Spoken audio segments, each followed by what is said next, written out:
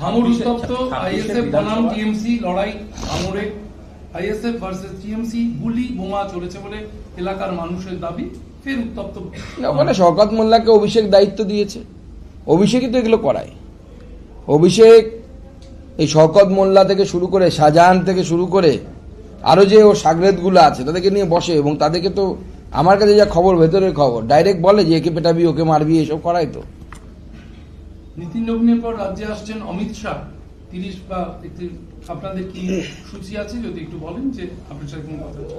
দেখুন, আমাদের মিটিং হয়েছে, এখনো পর্যন্ত কনফার্মেশন ওনার অফিস থেকে তো লাস্ট দিনের আগে আসা সম্ভব নয়, তো 30-31 ওনার আসার সম্ভাবনা আছে, উনি আসবেন। প্রাথমিক পরিকল্পনা?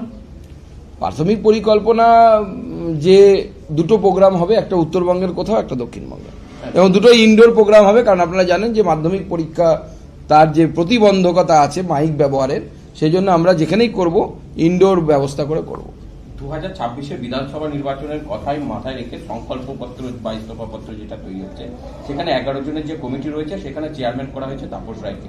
তৃণমূলের টানা 3 বারে শাসনের বিরুদ্ধে কি কি প্রতিশ্রুতি, বিজেপি মানুষের কি কি নিয়ে যাবে, দীর্ঘ সময় শাসক দলের সঙ্গে যুক্ত থাকার কারণে তৃণমূলের দুর্বলতা সম্পর্কে ওয়াকিবহাল বলে কি এই মুকুল রায় এর আগে ছিল, এই বছরের তাপস রায়কে অভিজ্ঞ মানুষ সেই জন্য দেওয়া হয়েছে, রাজ্য সভাপতি সেই জন্য তার নাম চয়ন করেছেন, অনেকটা অভিজ্ঞতা আছে, তার সাথে সাথে অন্যান্যদের টিমও আছে, আমাদের অশোক লাহিড়ী থেকে সাহেব থেকে শুরু করে অগ্নিমিত্রা পাল থেকে শুরু করে বৈশালী ডালমিয়া, শিশির বাজরিয়া, অর্থাৎ সমাজের বিভিন্ন ক্ষেত্রে এনাদের মূলত কাজ হচ্ছে সমাজের বিভিন্ন স্তর থেকে সাজেশনস নেওয়া।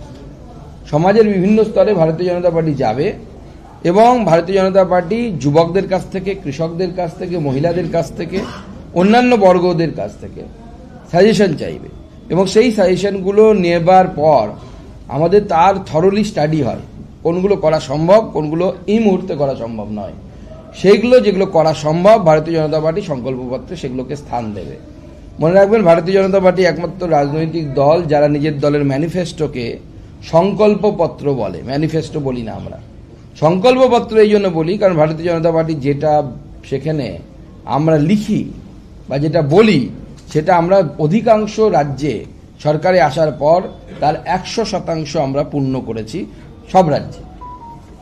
গতকালকে সুপ্রিম কোর্টের অর্ডার অনুযায়ী নির্বাচন কমিশনের লজিক্যাল ডিসক্রিপেন্সি লিস্ট দেওয়ার কথা ছিল, কিন্তু আজ দুপুর পর্যন্ত বিভিন্ন জায়গায় দেওয়া হয়েছে, বিভিন্ন জায়গায় দেওয়া হয়নি। অভিযোগ উঠে আসছে সময়ের মধ্যে বেশ কিছু জায়গায়, বেশিরভাগ জায়গাতেই সময়ের মধ্যে নির্বাচন কমিশন দিতে পারলো না।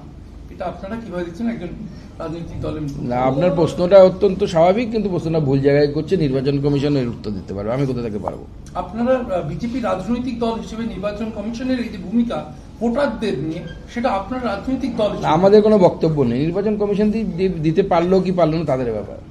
আজ বিশ্ব ভোটার দিবস, ভোটারদের যে হয়রানি তার বিরাম নেই, সেই জায়গায় কোথাও দৃষ্টিহীনদের শুনানিতে ডাক বা কোথাও নজির করা বিএলওকেও নোটিশ দিচ্ছে, সেই এই হয়রানির হদিশ কি মিলবে ভোটার দিবসে?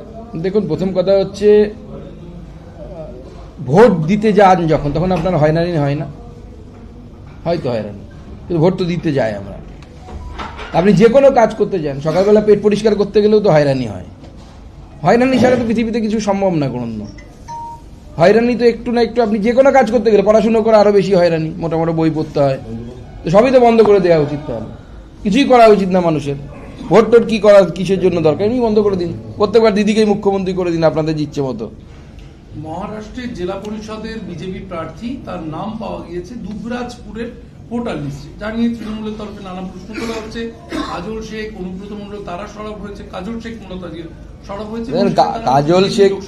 কাজল শেখ হচ্ছে মাদ্রাসা ছাপ, তার সরব হওয়া নিয়ে আপনারা চিৎকার করছেন। গাধাটা বোঝে যে এই জন্য এসআইআরটা দরকার, তো তার মানে কি ওর নিজেই নিজের গোলে গোল দিচ্ছে।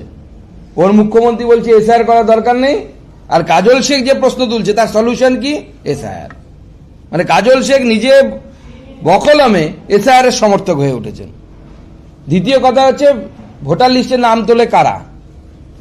বিএলও, তার মাধ্যমে নাম যায় এইআরও, ইআরও, এই তিনজনের হাতে ক্ষমতা আছে কার নাম ঢুকবে কার নাম ঢুকবে না। বিএলও কে লোকাল জায়গায় চাকরি করে, অঙ্গনারী দিদিমণি হোক বা এরকম যারা রাজ্য সরকারি কর্মচারী। বিডিও হচ্ছে ইআরও, এসডিও হচ্ছে ইআরও। এর মধ্যে কোনটা কেন্দ্রীয় সরকারি কর্মচারী বলুন? প্রত্যেকে রাজ্য সরকারি কর্মচারী। মুখ্যমন্ত্রী যা বলেন তার শুনে এদের কাজ করা এদের অভ্যেস।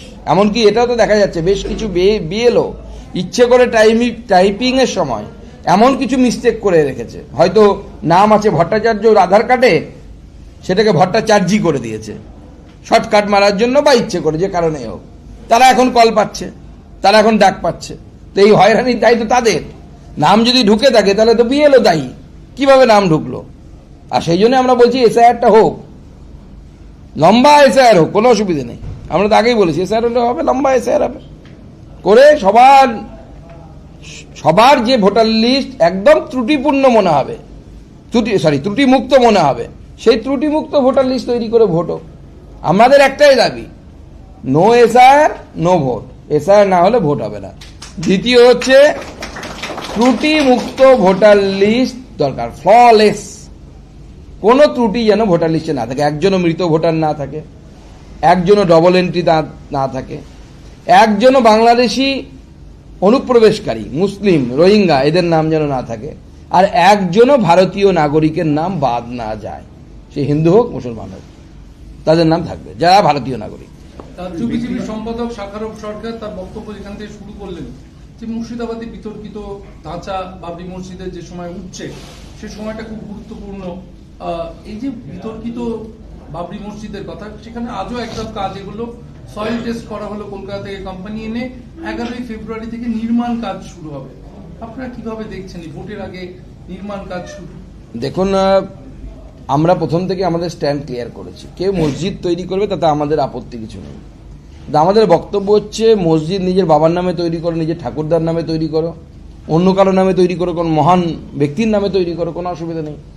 কিন্তু বাবরের নামে একটা মসজিদ তৈরি করা, যেখানে যে নামটা নিয়ে এবং যে মসজিদ নিয়ে বহু বছর ধরে হিন্দু এবং মুসলিম উভয় সমাজের মধ্যে সংগ্রাম লড়াই চলেছে, বহু মানুষের মৃত্যু হয়েছে, এবং আজকে থেকে না, খানুয়ার যুদ্ধের সময় থেকে এই যুদ্ধ চলে আসছে, বিটুইন বাবর আর রানা সাঙ্গার সাথে যে যুদ্ধ হয়েছিল তারপর থেকে এটা চলছে, এবং শেষ পর্যন্ত আইনি লড়াইয়ে গিয়ে হিন্দু সমাজ তার আরাধ্য দেবতা স্থান ফিরে পেয়েছে।